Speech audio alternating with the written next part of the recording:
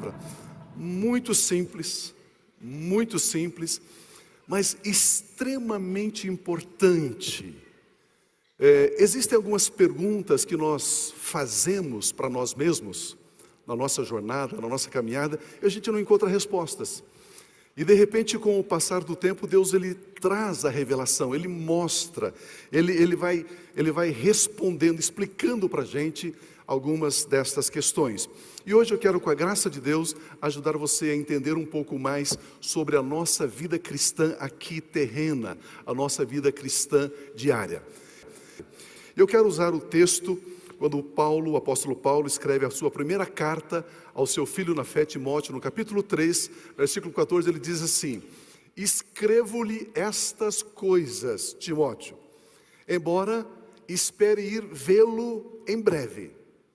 Mas se eu demorar, saiba como as pessoas devem comportar-se na casa de Deus. Por quê? A casa de Deus é a igreja do Deus vivo. A igreja do Deus vivo. E a igreja do Deus vivo, ela é coluna e fundamento da verdade. Não há dúvida de que é grande o mistério da piedade, da devoção, da entrega. Deus foi manifestado em corpo. Deus foi manifestado em corpo. Percebe que ele está dizendo que Jesus é Deus. Deus foi manifestado em corpo, justificado no Espírito, visto pelos anjos, pregado entre as nações, crido no mundo e recebido na glória. Aleluia, aleluia. O primeiro ponto, nosso ponto de partida é: a verdade habita, reside, está na igreja.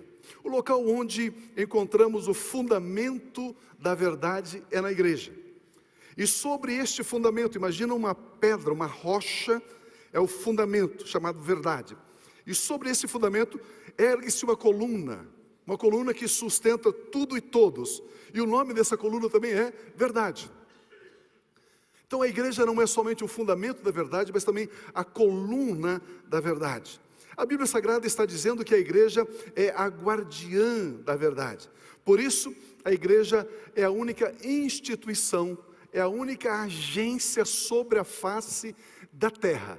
É a única através da qual Deus fala, se move, se expressa, se manifesta. Somente através da igreja. Deus ele não fala conosco a não ser através da igreja. Porque na igreja está o fundamento da verdade e a coluna da verdade. A palavra verdade no grego é uma palavra muito interessante. Ela é aletheia. Ela é formada pelo prefixo a, no grego, que significa não. E lete, ou leteia.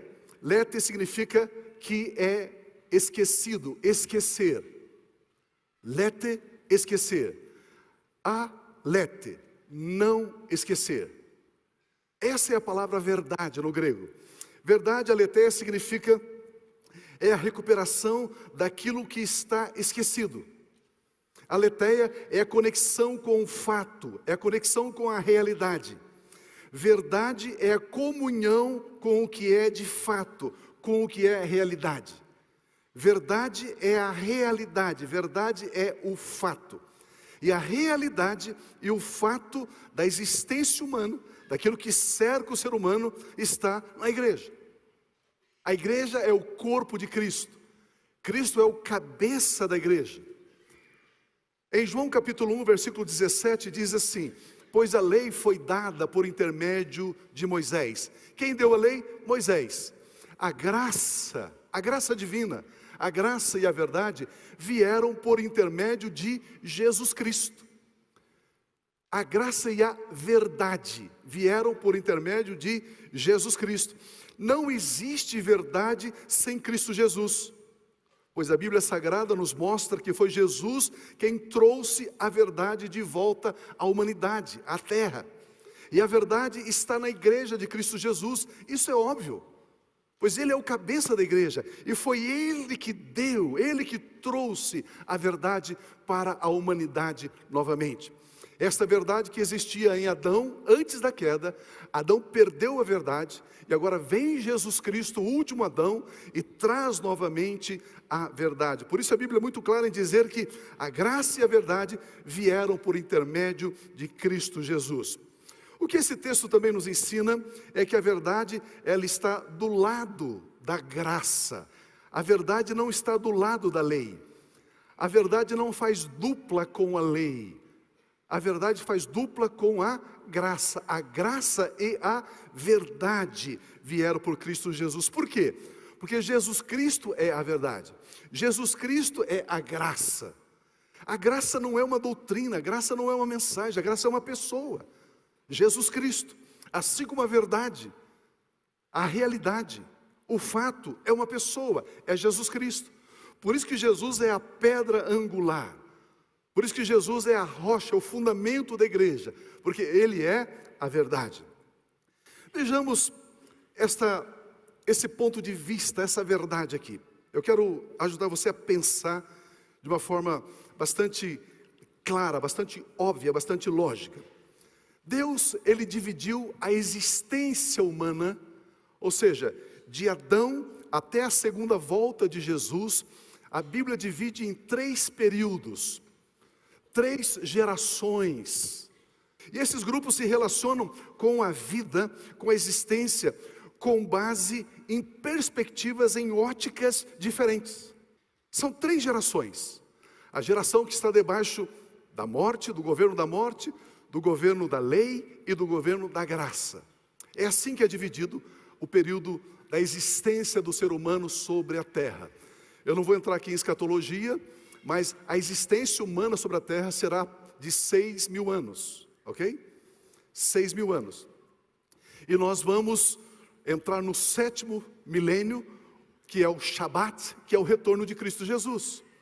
Então nós não sabemos se Jesus virá ao entardecer do 6º dia, ou do amanhecer do 7º dia, porque Ele disse, daquele dia e hora ninguém sabe. Mas Jesus está voltando. A existência humana está inserida então nesses 6.000 anos. Quem foi que introduziu o governo da morte sobre a humanidade, sobre a terra? Foi Adão. Quando Adão pecou, ele caiu, e ele entregou todas as coisas, tudo aquilo que Deus havia dado a ele, domínio sobre as aves, sobre os peixes, sobre tudo, Adão entregou a Satanás. E aí Satanás passou a matar, roubar e destruir.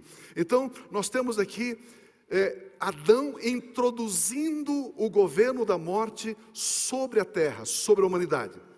Quem introduziu o governo da lei sobre a humanidade foi Moisés. E quem introduziu o governo da graça foi Cristo Jesus. Adão, Moisés e Cristo. A Bíblia Sagrada diz que a morte reinou, que ela governou, desde a queda de Adão até Moisés. E a Bíblia diz que a lei reinou de Moisés até Jesus, porque a Bíblia diz que o fim da lei é Cristo Jesus. E a graça, ela reina desde a ascensão de Jesus até a segunda vinda de Jesus. Então nós estamos debaixo do governo, da dispensação da graça divina. Se eu fosse você, diria amém. Vejamos assim. Mesmo sendo nós pertencentes ao 3º grupo, a 3ª geração, essa 3ª dispensação, mesmo sendo pertencentes ao 3º grupo, ou seja, a nossa geração é a geração da verdade e da graça, muitas vezes nos relacionamos com o governo da lei, com Moisés.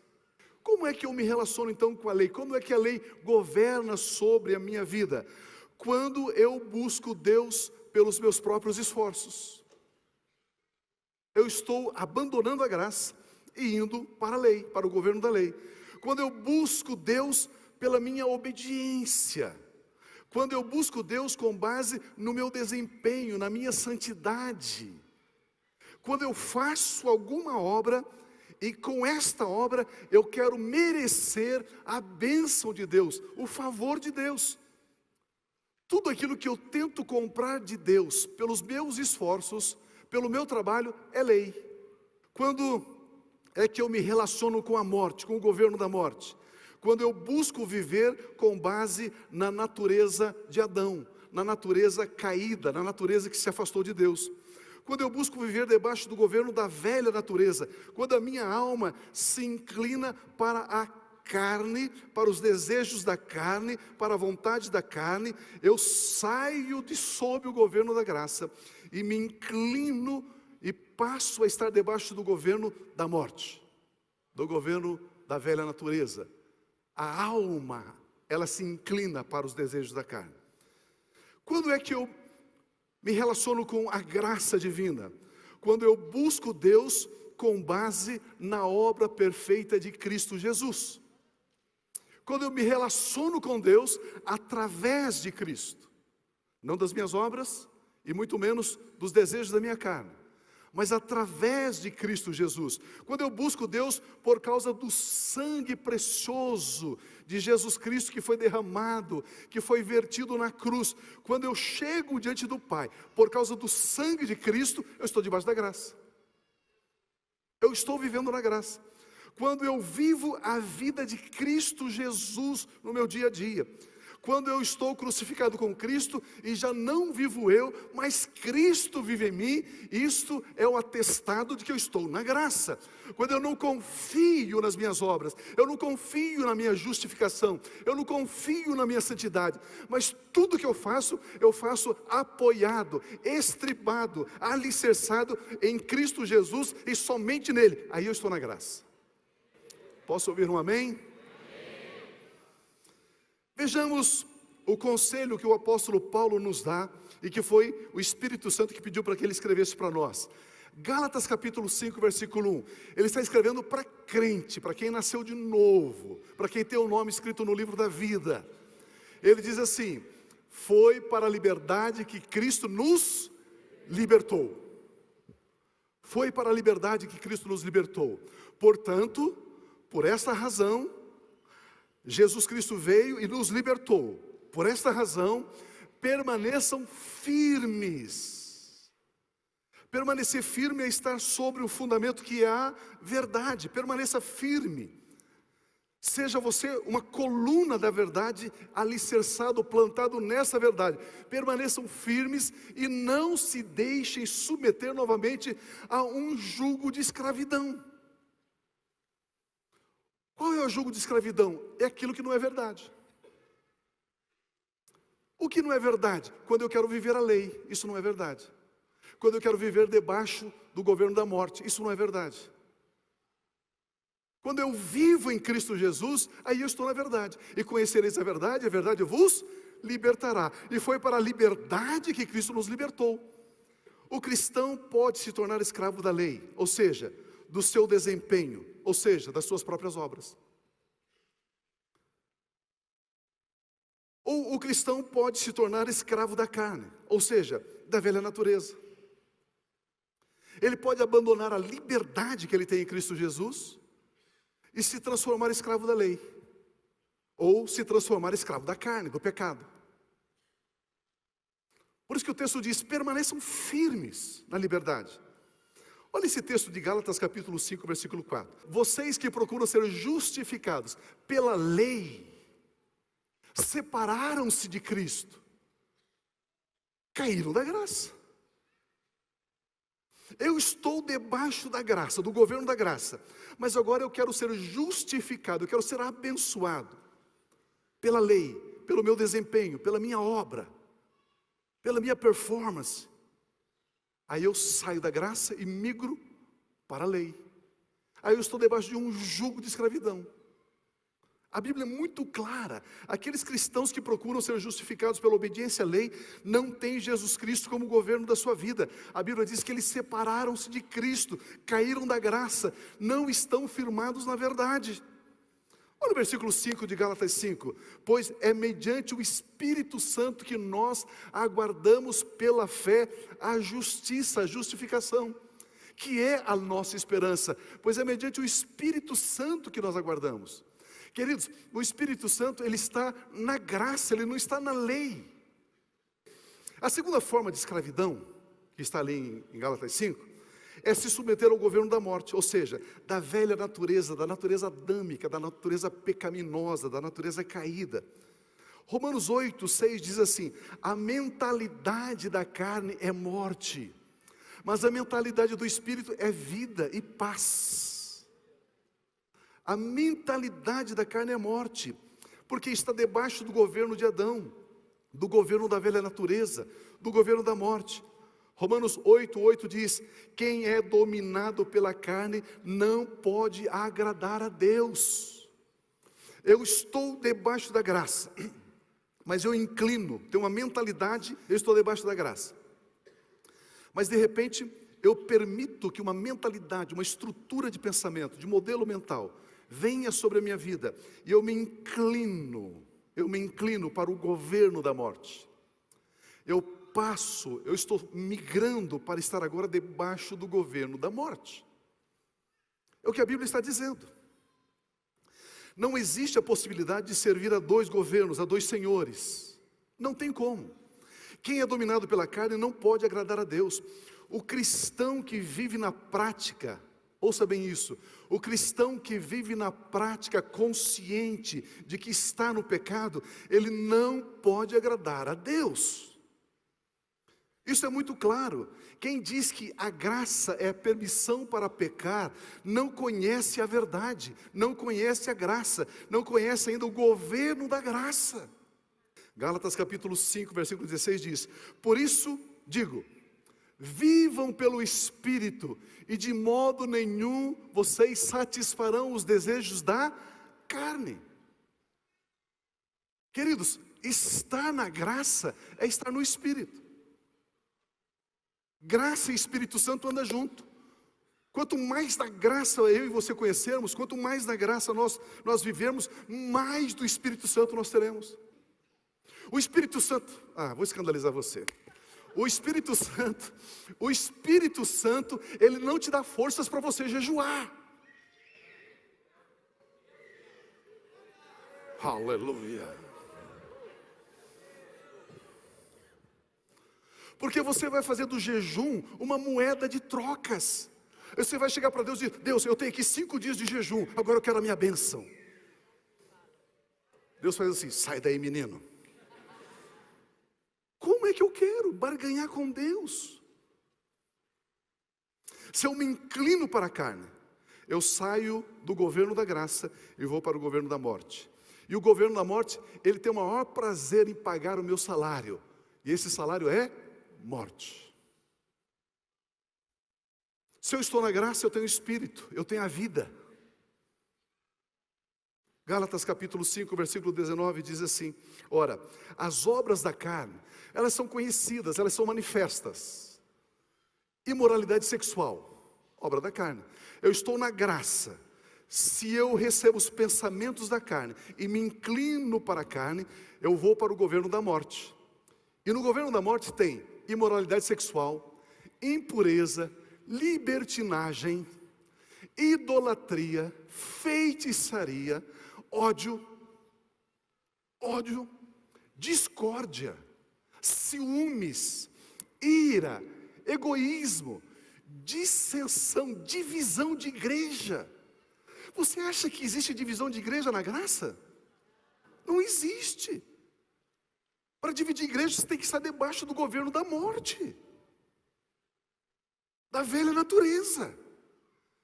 Facção, olha lá o próximo: inveja, embriaguez, orgias e coisas semelhantes a estas, eu os advirto, como antes já os adverti. Aqueles que praticam, que vivem na prática dessas coisas, não herdarão o reino de Deus. A palavra praticar aqui no grego é prasso. Prasso é estar ocupado, é empreender, é executar, é comprometer-se, é viver fazendo essas coisas. Não estamos falando aqui de pecar. Pastor, puxa vida, eu cometi um pecado. Não estamos falando disso. Estamos falando de conscientemente você decide viver em adultério. Conscientemente você decide viver em fornicação. Você jovem, você decide viver se relacionando sexualmente com seu namorado. Mais claro é impossível, né? Vou desenhar.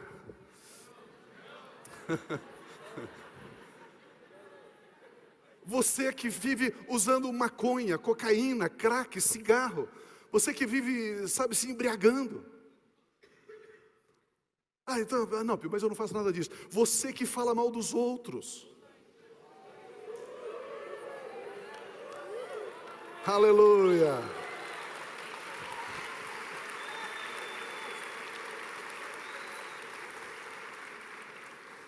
Inveja, ciúmes.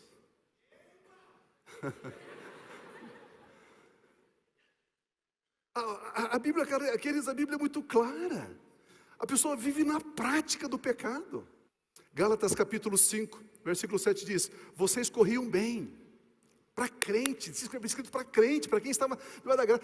Gálatas. O tema central da carta de Paulo aos Gálatas é a liberdade do cristão que está em Cristo, é graça. Vocês corriam bem. Quem os impediu de continuar obedecendo à verdade? A verdade está na lei ou a verdade está na graça? A palavra obedecer aqui ela é muito interessante. Obedecer aqui é crer, é estar convencido, persuadido. Obedecer à verdade é estar debaixo do governo da graça de Deus. Obedecer à verdade é estar em Cristo Jesus. Eu estou nele. Isso significa que eu estou obedecendo à verdade. Ele é a videira e eu sou o raminho. Eu estou em Cristo, eu estou na verdade. A verdade está na igreja, a verdade é a conexão com o fato, a verdade é a conexão com a realidade. A realidade e a verdade estão conectadas. Olha esse texto, por gentileza, de Colossenses 2,17. Essas coisas são sombras do que haveria de vir. Olha essa frase, amados. A realidade, porém, encontra-se em Cristo. A realidade é Cristo. O que é verdade? Verdade é a conexão com a realidade. O que é verdade? É estar em Cristo. Porque a realidade é Cristo. A realidade não é a lei. A realidade não é a vida de pecado. Isso é miséria, isso é dor, isso é angústia, isso é desespero. A liberdade, a plena liberdade. Você pode levantar pela manhã e dizer: uau, eu vou viver a vida de Cristo hoje. Isso está na graça. Vocês se lembram quando Jesus subiu no monte? Pedro, Tiago e João. E a Bíblia diz que ele transfigurou. Ele mudou a sua aparência. Lembra disso? Ele ficou assim, como se fosse uma luz brilhante. A sua roupa brilhando, transfigurado, reluzente. E a Bíblia diz que apareceu uma voz do céu, o Pai, dizendo: este é o meu Filho amado. E a Bíblia diz que quando Jesus estava ali, apareceu duas pessoas, dois personagens importantíssimos na Bíblia: Moisés e Elias. Moisés e Elias.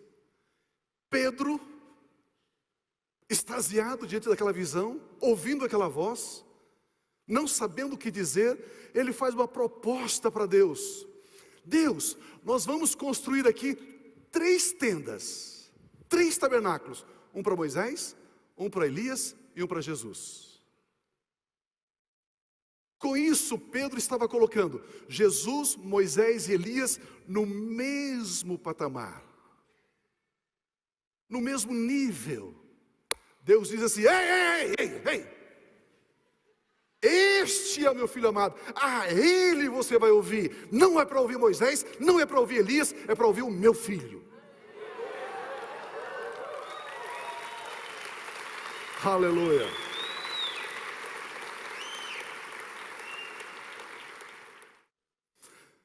Respondendo uma pergunta geral que às vezes passa pela nossa mente, pelo nosso coração. Pio, eu estou vivendo a vida cristã, eu amo a Deus, eu entreguei a Ele, eu não tenho sonhos mirabolantes, eu quero viver uma vida santa, reta, íntegra, eu quero agradar a Deus, é isso que eu quero. E porque às vezes na minha vida existe turbulências, existe momentos assim que você diz: meu Deus, o que está acontecendo? Da onde esse vento? Da onde esse vento? Veja esse texto de Romanos 5,19. Logo, assim como por meio da desobediência de um homem, muitos foram feitos pecadores. A desobediência de Adão resultou que a humanidade se transformou numa humanidade pecadora. Assim também, como a desobediência de Adão causou tanta desgraça, tanta destruição, assim também por meio da obediência de um único homem. De quem? Jesus. Muitos serão feitos justos. Como é que eu sou declarado aos olhos de Deus justo? Como que eu sou declarado justo? Por crer e receber a obra de Cristo, a obediência de Cristo. Porque no meio da turbulência muitas vezes eu fico, uau, Deus, o que está acontecendo? Porque ao invés de eu estar alicerçado na verdade, plantado na verdade, estar ali erigido como um espigão, como uma coluna da verdade, eu me inclino para a lei. Então estamos aqui, todos nós estamos aqui 100% debaixo do governo da graça, na verdade. Basta entrar no carro, você vai para a lei.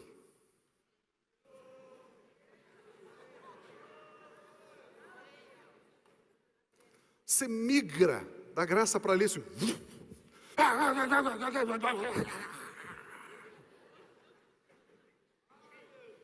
Mas para que isso, meu irmão?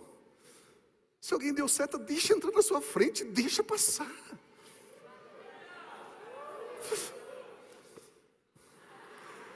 Quando é que o governo da morte entra na minha vida? Vamos lá, primeira pergunta. Quando existe na minha mente uma fortaleza, uma estrutura de pensamento, quando existe na minha mente o pensamento, onde está Deus? Onde está Deus enquanto existe tanta maldade, tanta corrupção, tanta destruição no mundo? Cadê Deus? Este pensamento, esse modelo mental é de quem está debaixo do governo da morte. Esta forma de pensamento não é daqueles que estão em Cristo. Esse modelo de raciocínio pertence aos que estão debaixo do governo da morte. Por quê? A Bíblia Sagrada declara a verdade de que Deus enviou o seu Filho amado, Jesus Cristo, ao mundo, não para condenar o mundo, mas para que o mundo fosse salvo por Jesus Cristo. Deus se importa tanto com isso, amados, tanto com a violência, com a miséria, com a doença. Ele se importa tanto com isso, que Ele enviou Jesus como solução para isso. Ele já demonstrou, Deus já demonstrou o seu amor para conosco, pelo fato de Ele ter dado o seu Filho. Se eu estou na graça, se eu estou na verdade, se eu estou em Cristo, eu sei que a miséria, a tragédia, o caos não tem nada a ver com Deus. Eu não culpo Deus. Mas se eu estou debaixo do governo da morte, cadê Deus? Por que Deus permitiu? E aí? Mas se eu sei que Ele já enviou Jesus, Deus amou o mundo de tal maneira que deu o seu Filho unigênito, para que todo aquele que nele crê não pereça. Todo aquele que nele crê. Eu estava lá na África, eu digo, irmãos, a igreja cheia assim, eu disse, irmão, eu tenho certeza que Deus ama mais a mim, porque a minha pele é branca e a sua é negra, Ele não gosta tanto de você. Eles olharam para mim assim, falei, isso não é verdade? Falei, irmãos, isso é mentira, irmãos. Deus não faz acepção de pessoas. Quer ver ainda mais um teste aqui? Outra forma de pensar daqueles que estão debaixo do governo da morte. Eu posso viver pecando, que Deus sempre vai me perdoar. Quem pensa assim está debaixo do governo da morte. Não está na graça. Não, pastor, eu posso viver pecando, que Deus sempre me perdoa. Romanos capítulo 6, versículos 1 e 2, responde para mim e para você, diz assim, olha, que diremos então? Continuaremos pecando para que a graça aumente? Olha o que diz o texto, de maneira nenhuma, de modo nenhum, claro que não. Nós os que morremos para o pecado, como podemos continuar vivendo nele? O fato de nós estarmos na graça de Deus significa que nós rompemos, morremos para o pecado e agora vivemos na liberdade que é em Cristo Jesus. Segundo teste, será que nós estamos debaixo da lei? Surge uma pergunta aqui. Se eu jejuar 3 dias, se eu orar todas as madrugadas, se eu fizer uma corrente de 7 quartas-feiras, se eu comprar a rosa ungida, se eu comprar o lenço do apóstolo, se eu comprar o sal grosso, Deus vai me abençoar. Esse é um pensamento de quem está debaixo da lei. Porque são feitos, são obras para merecer algo da parte de Deus, para receber algo de Deus. Nessa viagem na África tinha um grupo de pastores, numa reunião, sei lá, uns 20, 30 pastores. Aí eu peguei um dinheiro lá de Angola, Kwanza, peguei uma nota, tinha um cestinho de ofertas. Eu falei, irmãos, ó, aqui tem um Kwanza aqui, o valor, não sei quanto que vale. E eu vou ofertar. Estou ofertando para a igreja. Essa oferta fará com que Deus me abençoe. Quantos creem nisso, diga amém. A igreja inteira, amém, aleluia, oh, glória. Uma igreja debaixo da lei. Falei, irmãos, essa oferta não me abençoa, irmãos. O meu dízimo não me abençoa. Quem me abençoa é Jesus e somente Jesus. O meu dízimo, a minha oferta, o fato de eu estar cantando no coral, liderando um grupo familiar, ser um coordenador, estar engajado na igreja, eu não estou fazendo isso porque isso me dará algo. Eu estou fazendo isso porque Jesus Cristo já me deu algo.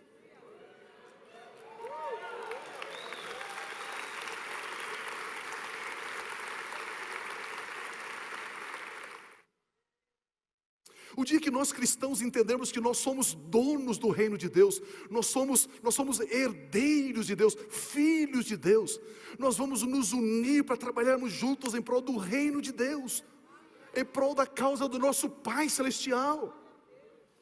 Gálatas capítulo 3, versículos 2 e 3 diz, gostaria de saber apenas uma coisa. Paulo diz, ó igreja, só quero saber uma coisa. Foi pela prática da lei que vocês receberam o Espírito Santo ou pela fé naquilo que vocês ouviram? O Espírito Santo é dado para aqueles que estão na graça ou por aqueles que jejuam, aqueles que fazem campanha, aqueles que não sei o que, sobem num monte? O Espírito Santo é dado para esses ou o Espírito Santo é dado para aqueles que exalta, glorifica, honra a Jesus Cristo?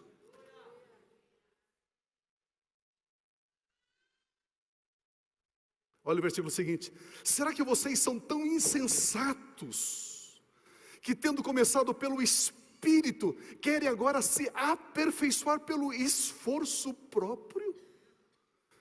Irmãos, eu prometo, eu não escrevi isso aí ontem à noite, isso já está aí há 2000 anos. Por que vocês começaram debaixo da graça? Do governo da graça, começaram pelo Espírito, e agora vocês querem se aperfeiçoar pelo esforço próprio, pela lei. Quando o cristão deixa o governo da graça e submete ao governo da lei, esse cristão quer aperfeiçoar a sua vida pelo esforço próprio, ele cai da graça. Quando eu confio no meu esforço próprio para ser abençoado por Deus, para eu ser justificado por Deus, eu estou desprezando aquilo que Jesus fez na cruz por mim. Gálatas 3,11 diz, é evidente, é claro, é notório, é como um cristal, é verdade, que diante de Deus, ninguém, nem o pastor, nem o apóstolo, ninguém será justificado pela lei, nem o homem, nem a mulher, ninguém será justificado pela lei, ninguém vai ser justificado pela lei, ninguém vai merecer bênçãos pela prática, pelo seu esforço próprio, ninguém, pois o justo vive pela fé. Aleluia! Escrito está, é evidente que diante de Deus ninguém é justificado pela lei. As nossas obras não nos tornam pessoas justas, merecedoras das bênçãos de Deus. Deus somente nos abençoa quando cremos na obra perfeita de Jesus. Amados, por gentileza, por favor, Ele é o alfa, Ele é o ômega, Ele é o princípio, Ele é o fim. Ele é o bom pastor, Ele é a rosa de Saron, Ele é o príncipe da paz. Tudo foi feito por Ele e para Ele. Nós existimos nele. Ele é o Rei dos reis, Ele é o Senhor dos senhores, Ele é o leão da tribo de Judá. Só Jesus, só Jesus, só Jesus, somente em Jesus Cristo. Aleluia!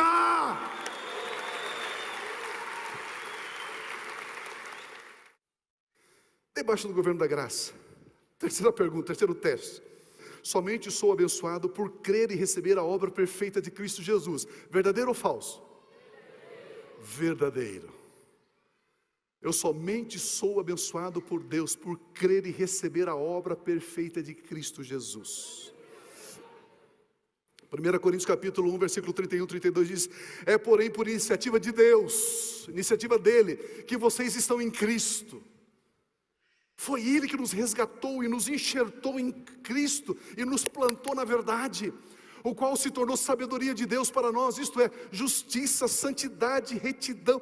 Eu sou justo, você é justo, a igreja é justa, santa, perfeita, nele, em Cristo. Olha o versículo seguinte: para que, como está escrito, quem se gloriar, glorie-se no Senhor Jesus. Você pode até se gloriar. Eu sou uma pessoa próspera por causa de Jesus. Eu sou uma pessoa saudável por causa de Jesus. Eu tenho uma família maravilhosa por causa de Jesus. Eu tenho uma empresa tremenda e poderosa por causa de Jesus. Eu sou mais que vencedor por causa de Jesus. Eu sou próspero por causa de Jesus. A iniciativa de nos salvar e abençoar veio de Deus.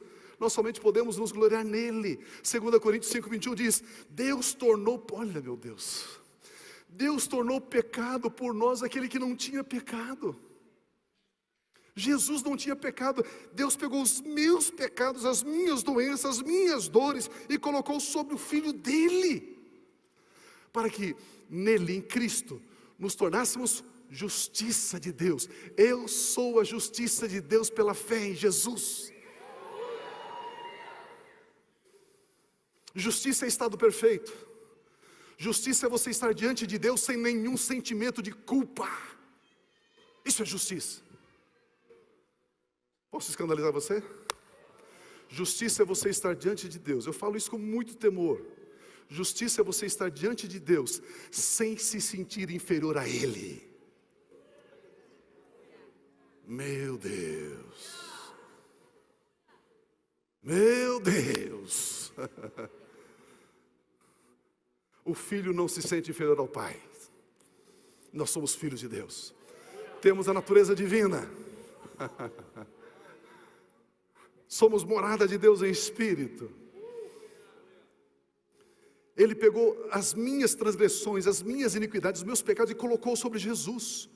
Pegou a santidade de Jesus, a pureza de Jesus, a retidão de Jesus, a integridade de Jesus, a filiação de Jesus e deu tudo a mim. Romanos 8,31 diz assim: que diremos, pois, diante dessas coisas? Se Deus é por nós, quem será contra nós? Aquele que não poupou o seu próprio filho, meu Deus, aquele que não poupou o seu próprio filho, antes o entregou por todos nós, como não nos dará juntamente com Jesus e de graça todas as coisas? Meu Deus, Deus não deu somente a nós o seu precioso Filho Jesus, Ele nos deu todas as coisas nele. Quem fará alguma acusação contra os escolhidos de Deus? É Deus quem os justifica. É Deus quem declara que você, meu irmão, minha irmã, é justo, reto. Você está na graça de Deus. Você é a justiça de Deus por crer e receber a obra perfeita de Jesus. Versículo 34. Quem os condenará? Foi Cristo Jesus quem morreu e mais, que ressuscitou, está à direita de Deus e também intercede por nós. Quem nos separará do amor de Cristo? Coisas, Será a tribulação, a angústia, a perseguição, a fome, a nudez? Ou o perigo, a espada?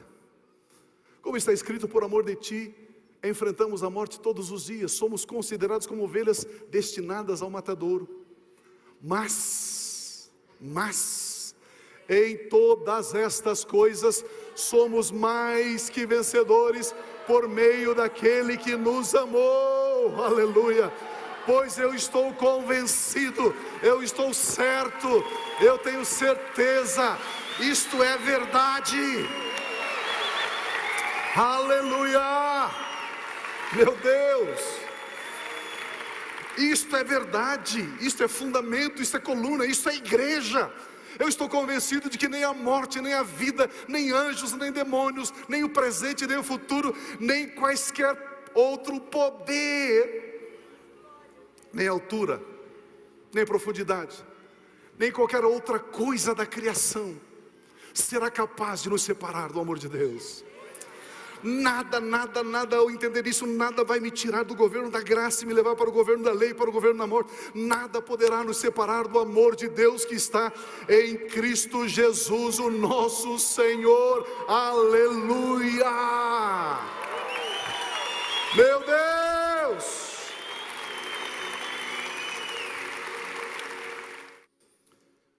Como é feliz aquele homem, aquela mulher que não segue o conselho dos ímpios, não imita, não copia a conduta dos pecadores, não se assenta na roda dos escarnecedores, dos zombadores. Antes, ao contrário, o seu prazer está na lei do Senhor. Lei aqui é a vontade de Deus. O seu prazer está na vontade de Deus, na palavra de Deus. E nessa vontade, nessa palavra, ele medita de dia e de noite. E essa pessoa é como árvore plantada junto a ribeiros de águas. Queridos, essa árvore não nasceu por acaso junto a ribeiros de água. Ela foi plantada. Tem uma mão divina na sua vida. Eu quero que você saiba disso. Eu quero que você leve isso para a sua casa, para essa semana. Existe uma mão divina na sua vida. Existe uma mão de amor, existe uma mão de graça na sua vida. Ele plantou você junto a ribeiros de águas. Por isso que 1000 pode cair ao seu lado, 10.000 à sua direita, e você não será atingido. Você está plantado junto a ribeiros de água. Creia nisso, receba isso, declare isso, confesse isso, medite nisso. Você é como árvore plantada junto a ribeiros de água. Você dá fruto na estação própria. Você é frutífero, você não é estéril. E tudo que você faz prospera. Tudo que você faz prospera. Se eu fosse você, eu diria: lambano, eu recebo, eu creio, tudo que eu faço prospera. Eu estou na graça de Deus, eu estou na graça divina, tudo que eu faço prospera. Eu gostaria de pedir a você, para você abençoar Jesus. A Bíblia diz em Efésios, que você pode abençoar a Deus. Eulogetus Patros Jesus Christus. Você pode abençoar a Jesus Cristo. E nós queremos abençoar Jesus, sabe como? Aplaudindo a Ele, exaltando a Ele. O seu melhor aplauso para Ele. Aleluia!